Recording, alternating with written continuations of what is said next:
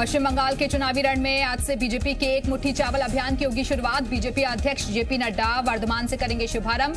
24 जनवरी तक 48,000 गांवों तक पहुंचेगी बीजेपी। राज्य भर में 100 किसान रैली का भी कार्यक्रम। पश्चिम बंगाल के राज्यपाल जगदीप धनखड़ आज करेंगे गृह मंत्री अमित शाह से मुलाकात। राजनीतिक हत्या और प्रशासनिक अधिकारियों पर हो सकती है बात। जल्द हो सकता है देश भर में कोरोना वैक्सीनेशन की तारीखों का ऐलान। 11 जनवरी को राज्य के मुख्यमंत्रियों के साथ प्रधानमंत्री नरेंद्र मोदी की बड़ी बैठक। वैक्सीनेशन की तैयारियों पर चर्चा के साथ तय हो सकती हैं तारीखें। प्रधानमंत्री नरेंद्र मोदी 16वें प्रवासी भारतीय सम्मेलन का आज करेंगे उद्घाटन। सुबह 10:30 बजे भारतीय मूल के लोगों को करेंगे संबोधित। सूरीनाम गणराज्य के राष्ट्रपति चंद्रिका प्रसोद संतोखी होंगे कार्यक्रम के मुख्य अतिथि। सरकार के साथ किसानों की 8वें दौर की वार्ता भी रही बेनतीजा। समाधान के लिए अब 15 जनवरी को होगी 9वें दौर की बातचीत। कृषि मंत्री नरेंद्र सिंह तोमर ने कहा वैकल्पिक प्रस्ताव नहीं दे पाए किसान, सरकार को अब भी इंतजार। कृषि कानून का विरोध कर रहे किसानों के आंदोलन में फिर मिला खालिस्तान के शामिल होने का सबूत। सिंघू बॉर्डर पर आतंकी जगतार सिंह हबार को पोस्टर में बताया गया योद्धा। समर्थन में लगे टेंट से चल रहा है लंगर। मंदसौर में केंद्र के कृषि कानूनों के खिलाफ कांग्रेस ने जमकर प्रदर्शन किया। इस दौरान गांधी चौराहे से कलेक्ट्रेट तक ट्रैक्टर रैली निकाली गई और ट्रैक्टर रैली में कांग्रेस के पूर्व प्रदेश अध्यक्ष अरुण यादव और प्रदेश युवा कांग्रेस के अध्यक्ष विक्रांत भूरिया के साथ बड़ी संख्या में कांग्रेस कार्यकर्ता शामिल हुए। ट्रैक्टर रैली के दौरान विक्रांत भूरिया ने कहा कि युवाओं को जोड़कर प्रदेश को मजबूत किया जाएगा। वहीं अरुण यादव ने केंद्र और राज्य सरकार पर निशाना साधते हुए कहा कि जब तक कानून वापस नहीं होता कांग्रेस पार्टी पूरी तरह से किसानों के पक्ष में रहेगी। अशोकनगर में भारतीय किसान संघ ने कर्ज माफी समेत अन्य मांगों को लेकर अनिश्चितकालीन धरना शुरू कर दिया है। कलेक्ट्रेट के सामने धरने पर बैठे किसानों ने पूरा दिन शांतिपूर्ण प्रदर्शन किया और रात में भी कड़ी ठंड में किसान खुले आसमान के नीचे डटे रहे। किसानों का कहना है कि जब तक मांगे पूरी नहीं होती तब तक अनिश्चितकालीन धरना जारी रहेगा। भारतीय किसान संघ ने प्रशासन पर लापरवाही और लचर रवैये का आरोप लगाया। किसानों का आरोप है कि सरकार किसानों का कर्ज माफ नहीं कर रही है। सीएम भूपेश बघेल नक्सल प्रभावित इलाके बस्तर संभाग के दौरे पर हैं और सीएम भूपेश बघेल नारायणपुर जिले में लगभग 85.91 करोड़ रुपए की लागत के विकास कार्यों का लोकार्पण भूमि पूजन करेंगे और यहां के केरलापाल में सीएम आदर्श गौठान के साथ ही इंग्लिश मीडियम स्कूल का निरीक्षण करेंगे। इसके अलावा सीएम भूपेश बघेल नारायणपुर जिले में विभिन्न विकास कार्यों का लोकार्पण और भूमि पूजन भी करेंगे। साथ ही रामकृष्ण मिशन आश्रम के कार्यक्रम में भी शामिल होंगे और अपने दौरे के दौरान सीएम विभिन्न समाजों के प्रमुख लोगों से और पार्टी कार्यकर्ताओं से मुलाकात करेंगे और नारायणपुर में ही रात्रि विश्राम करेंगे। धान खरीदी में अव्यवस्था के मुद्दे पर भूपेश सरकार को घेरने के लिए बीजेपी 22 जनवरी को प्रदेश भर में जिला स्तर पर प्रदर्शन करेगी और जिसको लेकर प्रदेश प्रभारी डी पुरंदेश्वरी एक बार फिर प्रदेश के दौरे पर आएंगी। 22 जनवरी को तमाम बड़े नेताओं के साथ बीजेपी प्रदेश प्रभारी डी पुरंदेश्वरी रायपुर में प्रदर्शन में शामिल होंगी और बीजेपी प्रदेश प्रभारी डी पुरंदेश्वरी कार्यकर्ताओं के खोए जोश को वापस लाने की कवायद में लगातार जुटी हुई हैं।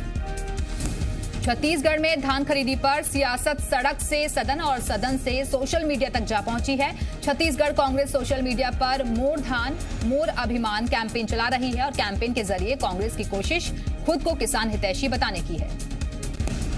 तो वहीं कांग्रेस के इस कैंपेन पर बीजेपी ने निशाना साधा। पूर्व सीएम रमन सिंह ने कहा कि असली अभिमान तो तब होता जब किसान खुदकुशी नहीं करते और अव्यवस्था की वजह से बगैर रोए धान बेचते।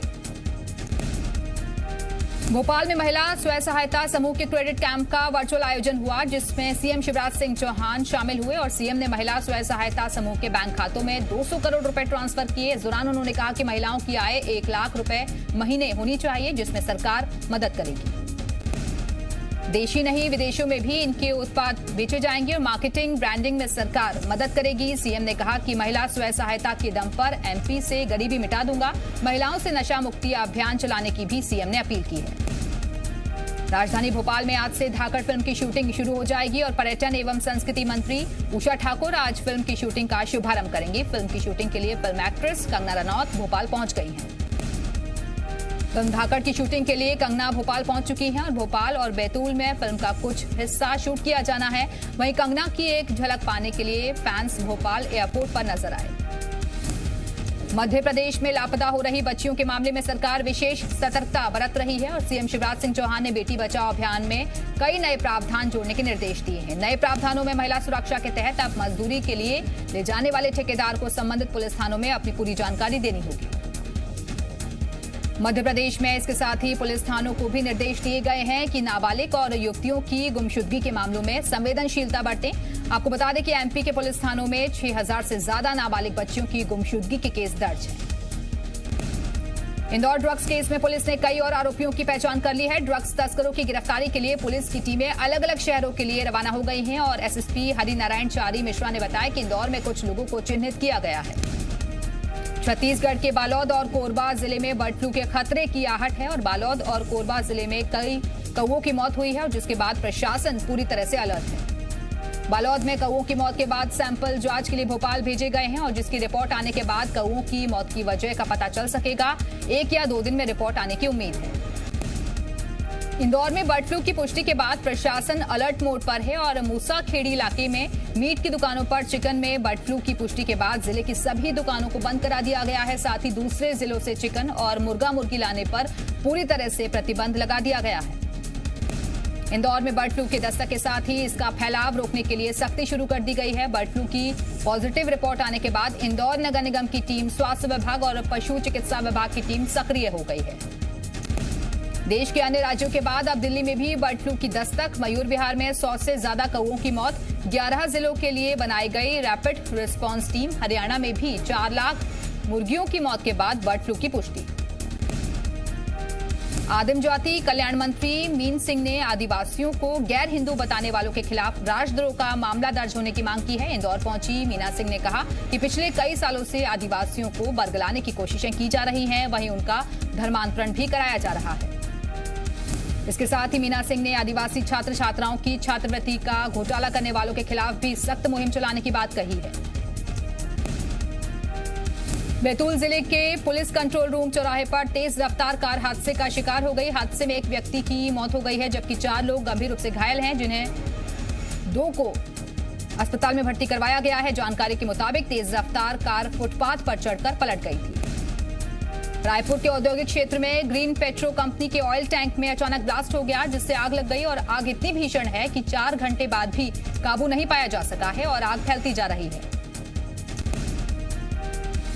दुर्ग में कोरोना के मरीजों से लाखों रुपए लूटने वाले अस्पतालों पर स्वास्थ्य विभाग ने बड़ी कार्रवाई की है। 5 निजी अस्पतालों में कोविड-19 का इलाज रोक दिया गया है।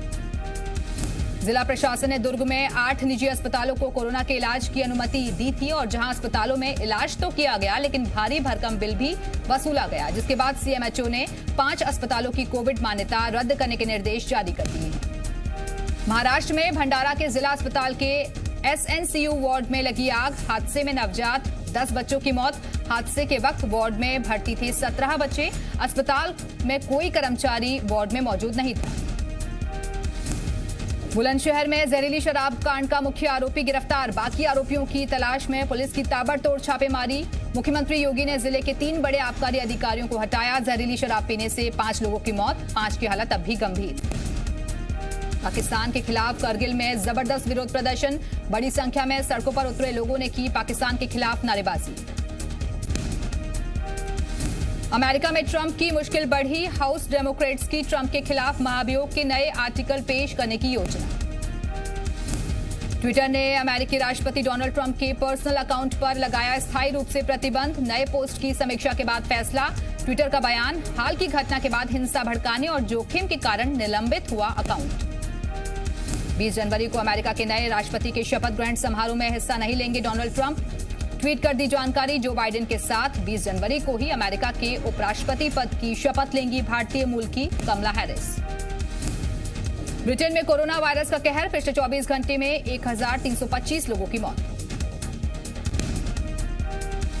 कोलंबिया की राजधानी बोगोटा में भी लॉकडाउन। कोरोना के नए स्ट्रेन के खतरे को देखते हुए सरकार ने लिया फैसला। ब्राजील में बड़े पैमाने पर वैक्सीनेशन की तैयारी। स्वास्थ्य मंत्री का बयान, 35 करोड़ से ज्यादा वैक्सीन की पड़ेगी जरूरत। व्हाट्सएप की डाटा पॉलिसी पर सरकार की नजर। सूत्रों के मुताबिक उपभोक्ताओं के हितों का रखा जाएगा ख्याल। व्हाट्सएप जारी रखने के लिए 8 फरवरी तक नई पॉलिसी करनी होगी एक्सेप्ट। अनिल अंबानी की एक और कंपनी रिलायंस होम फाइनेंस मुश्किल में। कंपनी का कहना है कि उसका कुल कर्ज 13,000 करोड़ रुपए के करीब है। लेबर मिनिस्ट्री के अधिकारियों ने लेबर से जुड़ी संसदीय समिति को दिए सुझाव। ईपीएफओ जैसे पेंशन फंड को व्यवहारिक बनाए रखने के लिए मौजूदा व्यवस्था को खत्म किया जाए। इनकम टैक्स रिटर्न भरने के लिए बचे हैं सिर्फ एक दिन। 10 जनवरी के बाद 10,000 तक लग सकता है फाइन। दिसंबर तिमाही में टीसीएस का रेवेन्यू 4.7% बढ़ा।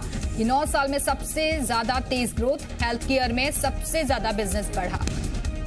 रांची में महेंद्र सिंह धोनी ने अपने फार्म हाउस पर की स्ट्रॉबेरी की खेती। वीडियो शेयर कर कहा, अगर मैं रोज आया तो बाजार के लिए एक भी स्ट्रॉबेरी नहीं बचेगी। भारत और ऑस्ट्रेलिया के बीच सिडनी में खेले जा रहे टेस्ट मैच में जडेजा के थ्रो पर सोशल मीडिया झूम उठा। पूर्व भारतीय क्रिकेटर वसीम जाफर ने की तारीफ। क्वींसलैंड के स्वास्थ्य अधिकारी सख्त, कहा अगर भारतीय टीम को ब्रिस्बेन में खेलना है तो उन्हें नियमों का पालन करना होगा। आईसीसी ने श्रीलंकाई के स्पिन गेंदबाज अकिला धनंजय पर लगा प्रतिबंध हटाया। संदिग्ध एक्शन में सुधार के बाद गेंदबाजी शुरू करने की दी अनुमति। आईपीएल की तर्ज पर खेली पाकिस्तान सुपर लीग के नए सीजन को लेकर पाकिस्तान क्रिकेट बोर्ड ने बड़ी अनाउंसमेंट की है। पीएसएल का नया सीजन 20 फरवरी से शुरू होगा। भारतीय जूनियर महिला हॉकी टीम ने इस साल के अंत में होने वाले वर्ल्ड कप के लिए तैयारी शुरू की। टीम इस अभियान की शुरुआत चिली के दौरे से करेगी। ड्रग्स केस में सुशांत सिंह के पूर्व असिस्टेंट डायरेक्टर ऋषिकेश पवार की तलाश में जुटी एनसीबी। ऋषिकेश को गुरुवार को एनसीबी ने पूछताछ के लिए बुलाया था। डायरेक्टर संजय चंदा मामादूर के बनाकर सुशांत को देंगे ट्रिब्यूट। बोले, एसएसआर की जगह किसी और को कास्ट करना मेरे लिए बहुत मुश्किल। अमिताभ बच्चन की नातिन नाव्या नवेली नंदा ने एनडब्ल्यूसी की प्रतिनिधि के बदायूं दुष्कर्म केस पर दिए बयान की आलोचना की। उन्होंने लिखा, कब परिस्थितियां बदलेंगी। कोरियोग्राफर और फिल्म मेकर रेमो डिसूजा पूरी तरह स्वस्थ। उन्होंने अपनी फिटनेस पर काम करना शुरू कर दिया। ऋचा चड्ढा की मैडम चीफ मिनिस्टर 22 जनवरी को होगी रिलीज। दलित लड़की के संघर्ष पर आधारित है फिल्म की कहानी। बॉलीवुड एक्टर मनोज वाजपेयी की popular web series the family man 2 की रिलीज डेट का ऐलान। ये सीरीज 12 फरवरी को स्ट्रीम होगी।